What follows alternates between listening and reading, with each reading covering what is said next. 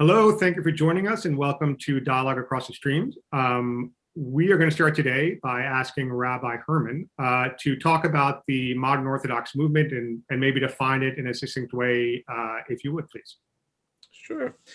So modern Orthodoxy is, I think, as the term actually sort of indicates, that it's a movement that holds that you can be simultaneously a part of the modern world and also subscribe to Orthodox values, and Orthodox values being that we see God's law is still an obligation that is coming from heaven upon us. Of course, the question is, what does it mean to be modern? Is an interesting question. I mean, you have many people who are to the right of modern Orthodoxy who think they're modern because they use technology and cell phones and computers, and that means they're modern. There are others who might think that from the left, perhaps the modernity means you can't necessarily always subscribe to Orthodox values, but we think that there's a balance in what that modern means and what the Orthodoxy means. I already defined the Orthodoxy seeing God's law as an obligation that is still mandatory upon people. What modern actually means is it's a value on secular education is what is typically mean. Compared to Jews to the right of modern Orthodoxy has always valued college education, would be one of the the key hallmarks. Second, something we've spoken about among Dialogue Across the Streams before, Zionism is a modern Orthodox value, and that was actually a key distinction until recently between modern Orthodoxy and those to the right of us. Within modern Orthodoxy, then, there are other modern values that are trying to be synthesized within God's law, which will include the inclusion of women, inclusion of other groups that have been perhaps typically excluded from within that, but it still happens within the context of ultimately seeing God's law again as an obligation. And are there situations where secular education conflicts with God's law as the Orthodox movement sees it? So I think there's certainly Orthodox rabbis, in the past, well, certainly the Orthodox movement to the right of us is, except for when, importantly, when relevant for making a living, has said that, it's anything else is a distraction from Torah learning. There are others who, see perhaps certain topics as being off bounds. But generally, we actually, not only think it's something that's permitted, but we actually think it's something that's valued. As one of my predecessors was only in my synagogue for 11 months before becoming the president of Yeshiva University, which is the flagship of modern Orthodoxy, was Rabbi Norman Lamb, who actually, talked about Yeshiva University's motto, which I think is emblematic of modern Orthodoxy's Torah Madas, Torah and secular knowledge. And he said it actually quite well, that Torah is the language that we use to speak to other Jews, and particularly within a religious context. Mada, which is knowledge and secular knowledge, is the language that we use to speak to the rest of the world. And both of those are important conversations that happen simultaneously. Great, thank you. Rabbi Ain, could you describe the conservative movement? So it was great listening to what Rabbi Herman said about modern Orthodoxy and how I think so many of us are trying to balance these different ideas. So the motto for many years of the conservative movement, or conservative Judaism, really was tradition and change, trying to hold on to that which is and was essential, a commitment to Jewish living and Jewish learning in the context of halakha, Jewish law. How we understand how Jewish law evolves is probably where we differ in certain ways from modern Orthodoxy, that we believe historically that there was a revelation at Sinai that we celebrate. What exactly happened at Sinai is what we're still debating. But it doesn't mean that halakha isn't an important and integral and a necessary part of the conversation. So as conservative Jews, when we do halakha, when we think about how to live our lives, we do it staying in the ball game, if you will, of the parameters, looking at the text of Torah as precedent, understanding what was said in rabbinic literature 2,000 years ago, 1,000 years ago, up until today. And we continue to examine that. And we understand that there's communal obligations that might happen. And the rabbi, as Mara Da'atra, rabbinic decider, if you will, has the opportunity, the authority in his or her community. But what's really important is also our name. And our name has been up for debate probably for 100 years. The idea of the conservative movement or conservative Judaism was to historically conserve a tradition that in the early 1900s, members of the American Jewish community felt might have been lost. We often talk about the Treifa banquet that took place in the Reform movement. And that was one of those hallmark movements, I think, that in history that we look back and say, if that hadn't happened, if that menu hadn't been publicized, what might have been with all of these movements? But I do think that there were a group of people 100+ years ago that said, we're in America and we're going to live as proud Americans with an eye towards being fully engaged in Jewish life, fully engaged in scholarship, committed to Zionism, as Rabbi Herman said. The conservative movement has always been committed to the Zionist enterprise. Many of the legacy organizations, Hadassah, certainly the Federation movements, the JDC, all of these major organizations have in their foundations, and we've talked about this before, a lot of conservative Jews where the idea of being pluralistic, committed to not just the movement, but beyond the movement has been important. But at the same time, there has been a deep grappling with areas that impact status. So as Rabbi Herman spoke about the question of women in Jewish law. So for decades now, thank God, women have been counted in the minyan. Women have been able to lead as rabbis. Women can count as witnesses in many communities. But there's still a requirement that those things happen, that there is a connection between tradition. So how we understand the status of somebody, let's say Jewishly, the way the conservative movement understands that is that you're either born to a Jewish mother or you are converted either at birth or as an adult. That doesn't mean that people who aren't raised with a Jewish father and another parent who isn't Jewish isn't part of our Jewish community. But for the roles and the rituals and the rites, there is a distinction that keeps us in the traditional camp. How we understand the roles of LGBTQ individuals, we have grappled with that. And in many ways, we were later to the arena of how we understood that. And I'm sure there's still a ways to go. It wasn't until 2006 that we started ordaining gay and lesbian rabbis.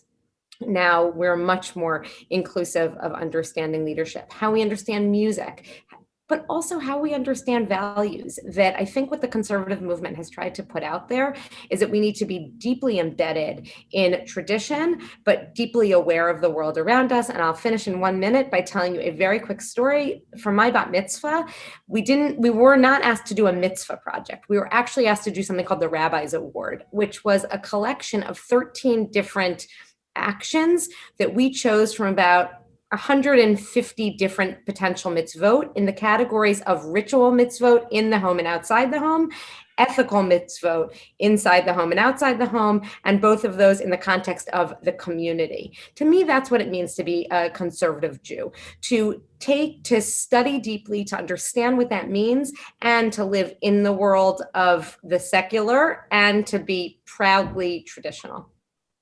Thank you. Rabbi Hirsch, you probably can guess what I'm going to ask you, which is if you could just describe the reform movement here in America. Well, first of all, it's really interesting that you asked Rabbi Herman and then Rabbi Ain and then me, because from a certain narrow sense, both modern Orthodoxy and the conservative movement were an outgrowth of the reform movement in North America, in the United States. Orthodoxy, of course, I mean simply by referring to itself as Orthodox. It had never referred to itself as Orthodox before the birth of the Reform movement as an effort to distinguish what they were about versus the Reform. And as Rabbi Ain mentioned, the conservative movement was an outgrowth, or a reaction to the excesses of the Reform movement. So basically, what we're all about is an effort to confront modernity in the unique circumstances of North America, of the United States. And of course, that evolves decade after decade after decade. If you were to ask today, what is the reform movement versus its founding, say in the 19th century, then you would probably get a different answer. Broadly speaking, of course, we're liberal, and we're liberal on Jewish questions as well. And most specifically, whereas the traditional approach for now 2,000 years is that halacha governs Jewish decision-making, that is Jewish law, as articulated in the rabbinic tradition, governs Jewish decision-making on all matters. How you actually reach a decision according to Jewish law is a much more complicated process, but that was the traditional understanding, and our movement came to the conclusion now well over a century that while halacha, Jewish law, was part of Jewish decision-making, it is not the exclusive factor in Jewish decision-making, and we take into account all kinds of other factors, including socioeconomic factors and Western philosophical factors. So, but we can all reach the same conclusion on a certain Jewish question, but often we don't, and the methodology of reaching that conclusion is somewhat different. So I'm sorry, can I just jump in for one second? Absolutely. I actually think the conversation around the ordination of women as rabbis is the consummate example for that. That the Reform movement did it in 1972, the conservative movement did it in 1985, the Open Orthodox movement did it in, was it 2013? I believe 2013. Yeah. 2013. The result is similar. Women in positions of leadership. The specifics of that role might vary from community to community, but the essence of seeing women as having the potential of both having a voice and authority and leadership, we see across the board, which to me is fascinating. It brings up a question I was going to ask you, and now seems a perfect opportunity. You were talking about how the conservative movement, grapples or debates with either current social issues or perhaps stories from the Bible. And if you could just unpack that a little bit for a layperson, what that means when you're grappling or debating, who's doing the grappling, who's doing the debating, who makes the decisions for when a woman can be ordained as rabbi. How does that kind of manifest itself in a movement? There was a lot in that question. So my head went. Whichever comes to you first. Just curious when you're talking about debating and grappling with certain things that may be true, may not be true. You may accept, may not accept. How that affects you and your congregation. So I think when you first started talking, you said sort of how do we grapple with stories we see in the Bible? I actually think that's open for everybody, and one of the pieces that it's a hallmark of. I wouldn't dare say just our movement, but certainly our movement is Torah study, deep, thoughtful Torah study, coming at it with our fullest selves. So I have a student who is becoming bat mitzvah in April, where the parsha is the prohibition, literally against acts of homosexuality. She's grappling with that in the Torah and in her Dvar Torah. So I think anybody and everybody should grapple, and we should model how we grapple with things that are challenging, or how we look at the women of the Pesach story or in the story of Exodus, and how do we help them live out what they did at a Seder, which might not have been part of a traditional approach to Jewish law or Jewish practice. But that's individually. Then collectively, there's multiple decision makers. So there's certainly the rabbi of each community, as I was speaking about earlier, the Mara D'Atra. So I'm the rabbi for my community. A decision comes up. Should we use musical instruments? Should we not use musical instruments? Should we count the daughters of Kohanim and Levi'im? Should we not? Should we require kippot for anyone on the bima? Should we not? That comes to me. Now, as a smart leader, I don't make those decisions in a vacuum. I do two things. Number one, I consult other conservative sources, the Committee on Jewish Law and Standards, which is a governing body of the conservative movement when it comes to rabbinic ideas. And I work with my lay leadership, because I could come down with an idea, but if everybody disagrees, I might be officially Maradatra. They can just not renew my contract. And I don't mean that flippantly. I think a good rabbi is one that understands where they are. It doesn't mean always bending to where they are, but being in conversation with where they are and bringing tradition to that moment. So I think I think halachic decision making is a conversation, but again, it is using traditional sources as the basis for how we get to any given moment. Great. And Rabbi Hirsch, it's a great segue to my question for you, which is, it's funny, as someone who grew up in New York, I know different synagogues in New York by the identity of the members that I know who go there. But I would assume that synagogues need to create their own identity, their own character. And so it's a two-part question. One is, how do you go about doing that? And as a member of your synagogue, Stephen Wise Free Synagogue, as a senior rabbi, you've driven significant change at the synagogue with worship and education and membership. And so folded into that question is, were those ideas you had when you took over and you saw in the big picture how you wanted to change the complexion of the synagogue, or are they things that you changed with as the times changed to arrive where we are now? Yes and yes. And all of that together.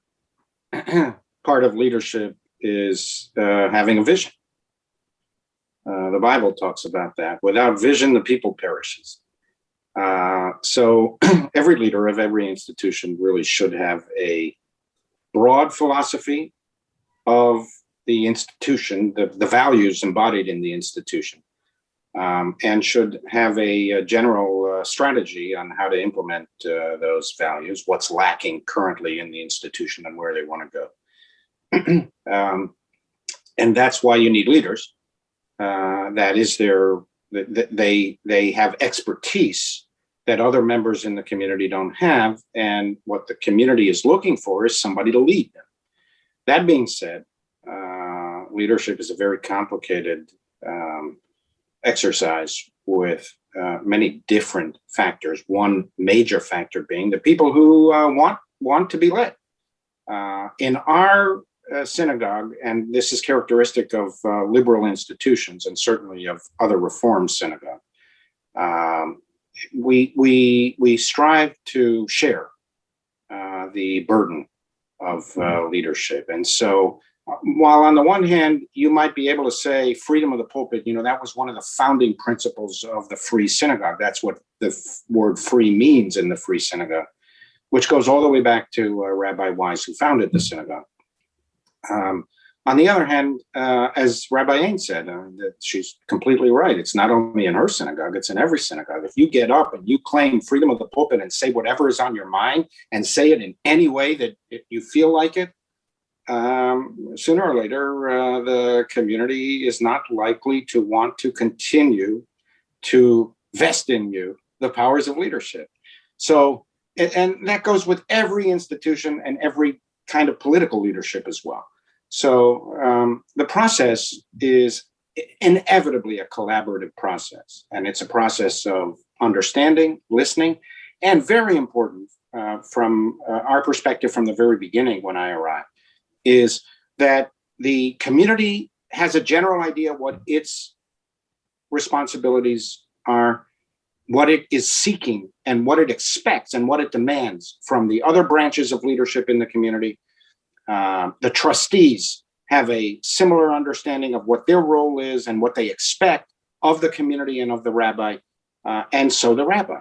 The rabbi has not only privileges of leadership, but also very, very onerous responsibilities. And when all of this works in harmony, and when you have a compelling vision, and you have the added benefit that the vision is right, broadly in its details, at least as it relates to this specific community at this specific time, then you have a pretty well-oiled machine, and you're likely to see results, good results. Thank you.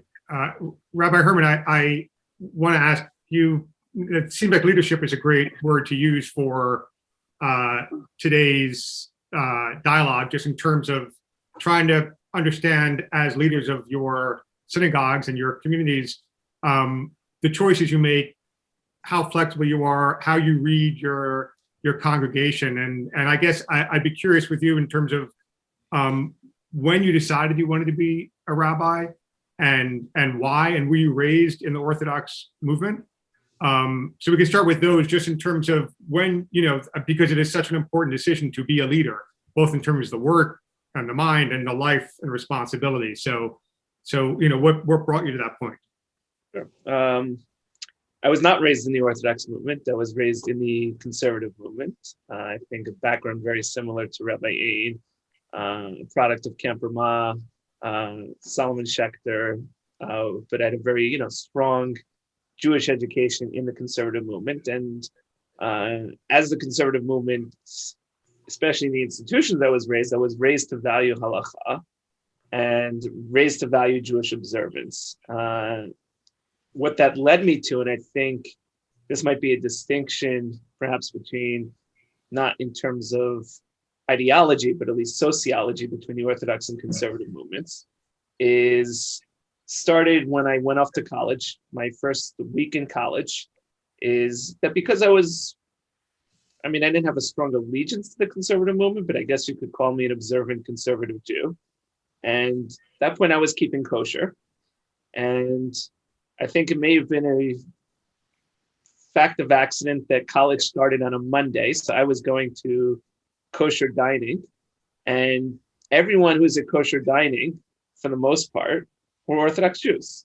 So my entire first week in college, I made a group of friends who were Orthodox Jews, and come Shabbos davening, if I went to the Orthodox minyan, it was all the people I had become friends with my first week of college. If I went to the conservative minyan, which there was a strong conservative minyan on the campus I went to, it's people I hadn't seen before in that entire first week because they weren't coming to kosher dining. They were coming to services on Shabbos. And I think part of that reason is, I think for many conservative Jews, at least at the time I was in college, is they were people who actually valued Jewish observance, and they actually even valued Jewish law as the conservative movement understood it, and wanted to see it realized in their institutions. They really wanted to see conservative synagogues that valued these things. But for a good part of their lives, it didn't have to be realized in their individual lives on a day-to-day basis. Whereas for Orthodox Jews, it was something that was actually lived for many of them, if not all of them, on a day-to-day basis.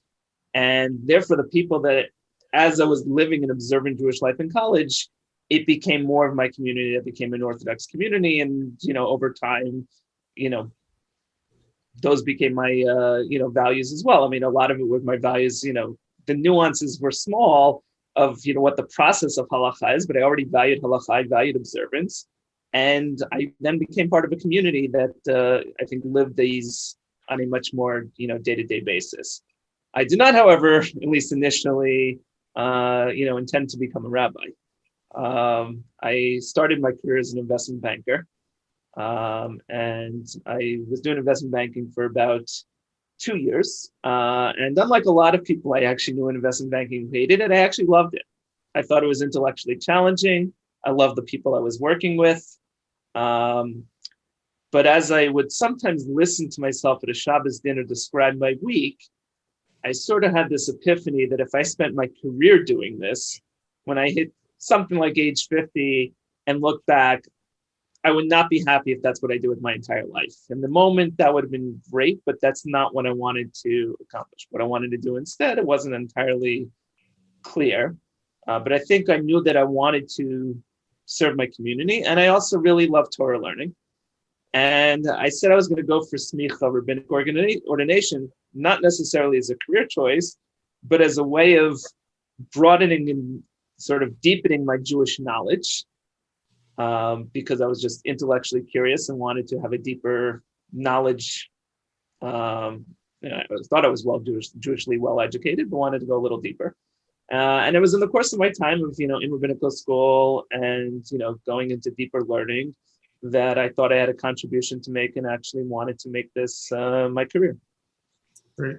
And I'm going to carry that thread to you, Rabbi Ain, in terms of, as Rabbi Herman was talking about, I guess, finding a different meaning through becoming a rabbi, how you've changed as a rabbi since you took over Sutton Place Synagogue, and then also how being a rabbi has changed you as a person, as a mother, as a partner, in every way. So, wow. So like Rabbi Herman said, I grew up very Jewishly involved, though a small but important and interesting distinction is that the Jewish day school that I went to was a pluralistic day school. It was not a Schechter school. And so I also think that's sort of a model in many ways for being a conservative Jew, that I learned early on that you live in multiple worlds, that you're never living just with one kind of Jew. But I went to Camp Ramah, USY, and then I went to Barnard as an undergrad. And I said to myself, okay, I've done the Jewish thing. Now I'm going to go to college and figure out what I'm going to become. And within a semester, I realized this is ridiculous. I miss the Jewish because I loved the Jewish. I am the full package. I grew up with my parents, but my mom in particular, very involved in the Jewish community. And how I looked at the world was through this Klal Yisrael pluralistic lens. So I added the double degree component of List College onto my Barnard degree. And I graduated with 2 bachelor's degrees in 4 years instead of just 1, because I realized that it was important to me to do that. And during my college career, becoming a rabbi was the most natural outgrowth of exactly what I wanted to do. I loved being Jewish. I love studying about Judaism. I love leading Jewish community. And so as I've been asked this question before, I honestly can't imagine doing anything else. When people ask me, well, like, what's the fun job that you would have if you weren't a rabbi? I say, I'd like to be a receptionist at a hair salon, because when women walk into hair salons, they're there to relax and have fun and feel good. And I would love to be that person, like, schmoozing with them as they come in and just have a great day. But it's actually similar skills. It's how do you create community? How do you balance different people's needs? So that's sort of my fun job. Maybe I'll do that in retirement. But for me, being a rabbi has been an evolution, not a revolution. I think in each place I've been. So I went straight from college to rabbinical school. I was 27 when I graduated rabbinical school. My first pulpit was in Syracuse, New York. I am married. I was already married at that point. I had my first child a year and a half later, my second child 2.5 years after that. So I grew up as a rabbi as I grew up as a person. And I was very fortunate that the community in Syracuse embraced who I was and who I was becoming. And I was always true to my values of loving Jewish learning, using learning and education as a community building model, pushing where necessary, but just trying to say, how are we going to get people to move from where they are to where they want to be, and to where I think that will help take the community. When I came to Sutton Place Synagogue, they thought I was young and new, but I wasn't. I had been out in the world 8 years, which felt like forever. Now I know it's not, now that I'm finishing up my 9th year here, which is hard to believe. I did spend 1 year at the Jewish Federations in North America leading the Young Leadership Department. And I would say at Sutton Place, I've been here during really interesting times. I was here through the second half of the Obama presidency. I was here through the Trump presidency. Here I am in the Biden presidency, through all of the evolution and revolution that we're seeing in the United States. I've been here through COVID. So I think these 9 years has forced me, even more than the first half of my rabbinate, to think about, how do I express myself as a leader? What is the relationship between Judaism, modernity, all these pieces? But have I changed? I've become more comfortable and confident, not in a haughty way, I hope, but in a way that says I've now been a rabbi 17 years and I'm continuing to learn and grow. I've always thought I'm someone who can listen, and so that's fun. And I feel that I've brought necessary changes to the community that have been embraced. And it's because of the world in which I live, even the texts we study from. So we now use the Etz Chaim, which is the Chumash that the conservative movement printed in the late 90s, as opposed to the Hertz Chumash that was printed before 1948. It was important to me to use this new Chumash, that we use the new Machzor Lev Shalem from the conservative movement. So if you walk into my shul, you know the kind of Judaism you're getting based on the books that you see. And that was really important to me. I know I've said a lot, but that's. Thank you. Rabbi Hirsch and Rabbi Ain was talking about Obama administration and Trump, and now Biden.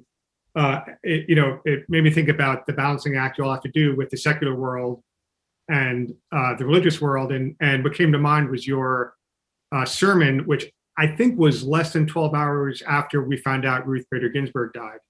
And it was an incredibly powerful and beautiful sermon that I don't know how or when you wrote it. But it brings to mind the responsibility you all have as leaders, and you're up there on the bima, and having to keep up with current events, less so someone dying than cultural issues, cultural movements, and how you're able to do that in terms of where you get your information from, how you make sure it's balanced, and how you're able to incorporate it into your role as a rabbi. Well, first of all, it's a great privilege to be a rabbi, in particular during more difficult times, that people look to hear messages that are relevant to them, that they don't necessarily receive from other places, and that they yearn to have some kind of religious, spiritual, ethical, moral guidelines. It's just an unparalleled privilege to be embraced in that way by the community. That bestows on us, the leaders, an obligation to bring relevant words and relevant ideas and relevant emotions to people that they not only may want to hear, but need to hear. It bestows upon us, whenever we deliver these messages, to start from Judaism and to take into account, first and foremost, what are the Jewish values that are relevant to this particular issue. Now, when it comes to that, reasonable people can reasonably differ. And so actually, I look at it that if there's some presentations are not designed to challenge people, they're designed to soothe people. So in the aftermath of, say, Ruth Bader Ginsburg dying the previous night, what is important is to bring what we're all feeling emotionally to the table. But very often our messages are intended to shed light on a particular moral issue that may have political relevance. And in this respect, of course, it's one thing to state the value. It's another thing to apply the value to a particular circumstance. And of course, the idea that people may differ on that is not a novel idea. It's actually good. I mean, if I deliver a presentation, an address on an issue where people differ and nobody says they disagreed, then I actually question whether I was effective at all, because the point was to highlight what is the acute moral difference because people are disagreeing. So, but at all times, I think at all times the point of Judaism, as I understand it, is not, and our tradition emphasizes this over and over and over again. It's maybe one of the 5 things that Judaism emphasizes. Do not simply contain Judaism inwards. Judaism must be a vehicle to bring religious values, God's truth, to the world. And if you take that mandate, that Jewish mandate seriously, then you're required to speak about the issues of the day. How you speak about it, that goes back to what Rachel commented a few minutes ago, under what circumstances, what you take into account, whether you give, how you give people who you're speaking to the opportunity to respond and to debate. All of those go to the craft of being a rabbi, the skill of being a rabbi, the experience of being a rabbi, which can't be replicated. You can't learn that in school. You just have to do it. But the values you study your entire life. And so, thank you, Rabbi Herman, asking a similar question in terms of how do you keep up with the news, with the trends, in a way that obviously is part of your being a rabbi, but at the same time, it's almost like being a journalist in terms of needing to understand the truth behind these stories. Right. So first, I just wanted to say I really, really appreciated Rabbi Hirsch's answer, and I just, add to that I don't think you could look at anything, a page of Talmud without going maybe 1 or 2 pages without seeing a disagreement. And, I think for me, it's always understanding what's behind the debate, and to actually see each side in its best possible, light. So I think, that comes to your question, just in terms of how I keep the news. And this, it takes me some time every morning. I read 2 newspapers every morning. I read both the New York Times and the Wall Street Journal. This way I'm getting something from center left and the paper from somewhat center right. That leaves out, maybe the extremes, but at least I know I'm seeing 2 totally different sides. And particularly, I might actually skim the news part of it, and I actually spend a lot more time on both pages, opinion pages. So actually, informs that. Then I think social media is a bit of it. Is you find people who are well read, who you respect on both sides of the spectrum, and what's really mostly interesting to me is not so much what they're saying, but what are they reading? Because then when I want to look for, longer pieces beyond what's in the daily paper, the books I read, I find from smart people on both the left and the right, and I read the books that they're reading, or at least long form, journalist articles that they're reading. And, takes me some time, but that's, how I'm trying to keep up. And sometimes I feel like I'm just trying to stay above water, but that's the process.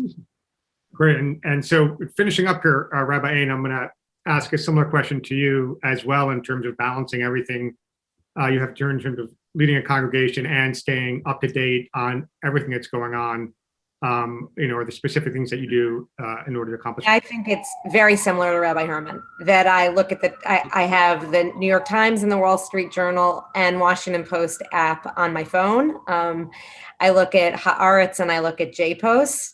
And I look at social media. My TV of choice, my news channel of choice is generally CNN, but I often turn to Fox News to hear what's being said. I find myself rarely turning to MSNBC. I'm not sure why I do or don't. It's more that I want to hear what Fox News is saying about a specific moment. And I also talk to people in my congregation, and my congregation does not have a uniform view. So by speaking to them, I'm also getting a sense. Now that's editorial, that's not news, but I do that. But I don't look at my phone for news on Shabbat. So I get the times, and every Shabbat morning, my routine is that I, before shul, have breakfast by myself. My husband knows this, and I read the op-ed page of the New York Times, and so that I'm up to date on what's being said.